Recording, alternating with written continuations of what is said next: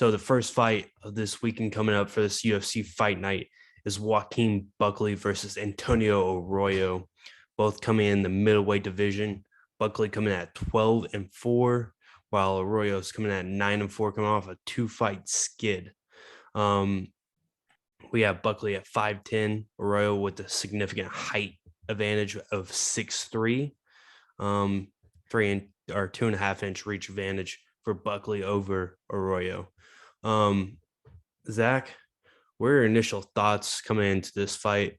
I mean, it seems like a mismatch on different levels for sure. Yeah, I don't know where I truthfully identify the mismatch here because it's a pretty up in the air pick for me personally. I think I'm just gonna kick off a little bit of analysis by noting that I'm gonna pick Joaquin Buckley here. I'm gonna pick him very, very hesitantly because there's plenty of holes in this dude's game. We've seen him kind of get exposed since the Impa Kasangni kick that got him turned into a superstar. But I don't know. I think there's holes in both of these guys' games. Arroyo's probably going to be the pretty significantly bigger guy here. And I think if we want to look at a path to victory for him, he's going to have to stay on the outside and circle. He's going to have to land the jabs and dictate the distance in this fight. He's going to have to keep Buckley at range. And if he keeps him at range, I have no problem seeing this being a pretty boring decision where he just kind of picks him apart for 3 rounds straight.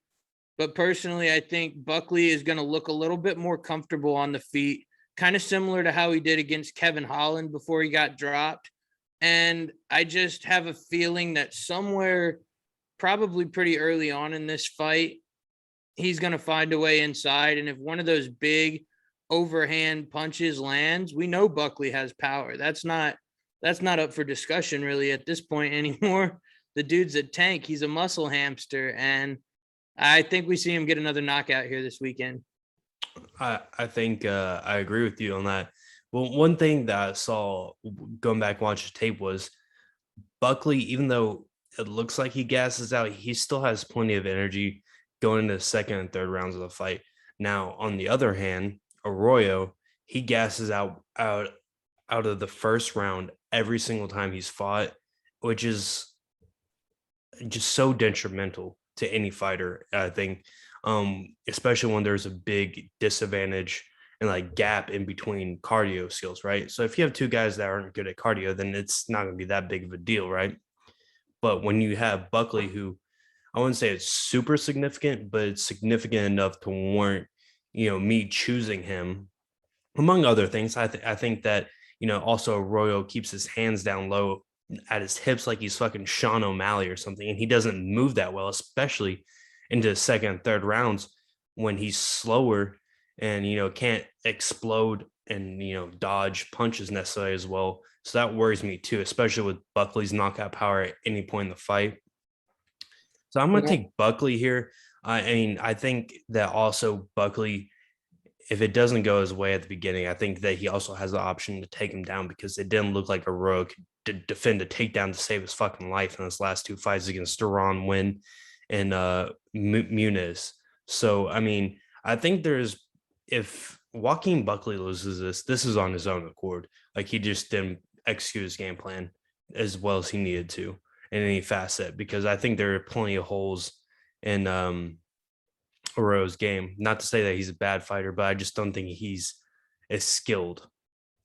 No, I agree. That's solid analysis. And I absolutely saw the same thing too with Arroyo in terms of the hands and the boxing defense. It seems like he gets clipped a lot because he personally overestimates his own quickness. Yeah. I think he thinks he's going to be able to get his hands up. And then at the same time, I think he thinks by having his hands at the hips that he's going to be able to strike more quickly and create different angles than certain other guys.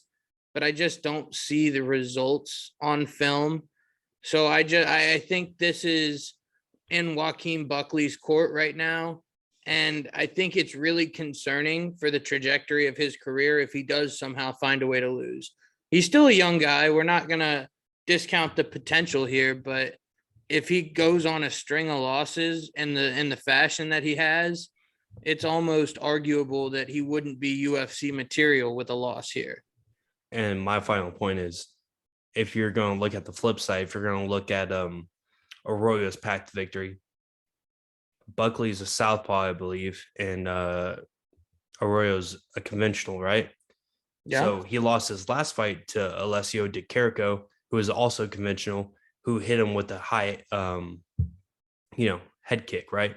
Yeah. I think that if Arroyo wants to do him, he can bait him into, hitting the body, hitting the legs until he dips down again and gets smoked in the head again by that right high kick. I think that might be his best shot to victory. But other than that, I mean, he has to get him out in the first round, in my opinion. I do not see him winning past 1.5 rounds. But other than that, let's get into odds here, bud. Let's do it. All right. Let's go over here. All right. We have Buckley as the minus 200 favorite and Antonio Arroyo coming in as a plus 180 underdog here this weekend. Anything piquing your interest so far that you've seen the trends, odds, prop bets, parlays? What you got going for a sack this week? Nothing. I just think it's funny to note the difference because we usually will film this podcast on a Wednesday or a Thursday night, but this card kind of plays into our hand in terms of being, a less notable name kind of fight card. So people are going to want to come watch our analysis. But we're here on a Monday and the odds just still are not completely set yet because I have a hard time believing both Arroyo and Buckley wins by TKO are minus 10,000. I don't know about all that.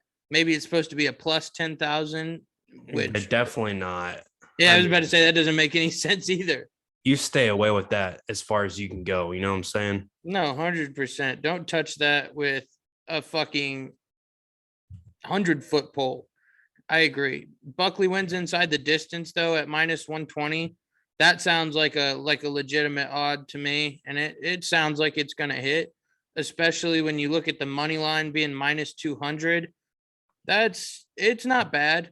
Don't get me wrong, it's not bad, but if we can get down closer to minus 100, why would we not? I don't think Buckley leaves the cage with a decision. I think if you want to look at that, the fight goes to decision that just in general is at plus 250. And then Arroyo wins by decision. Hey, have you ever ridden Grease Lightning at Astro World? No, I don't think I have. You got to get on Grease Lightning, brother. Got to get on Grease Lightning. I'm into it. Let's see. Oh, Jesus. What a guy. What a guy. Well, hey, that's my father for y'all. Yeah. Other than that, man, I don't know if I really want to play over-unders here or try to pick around because it's just kind of so up in the air. This one could be over in one really easily, but it could also drag out further than necessary. Yeah, I mean, I think if you want to get those odds lower to, minus 100, plus 100, whatever you want to call it, for Buckley, you go ahead and take Buckley wins inside distance. I'm almost positive if he's going to win, he's going to win inside the distance. I mean, it's not out of the cards that he could win his decision, but especially with, Arroyo's gas tank issues, I think that's a very viable option. I'd like to see it plus money, but you couple those two and you're going to give yourself pretty nice odds, right? I agree. I think playing Buckley at the money line to just flat out win is not a bad bet at all. No. I would prefer to take the knockout if we had some valid odds here, and later in the week I probably will. But as you said, man, Buckley inside the distance at minus 120 seems like the biggest value play we have here. Yeah, I mean, Buckley gets it done probably by TKO. Look at the odds later on this week. I'm going to go with him. I'm going to agree with that guy.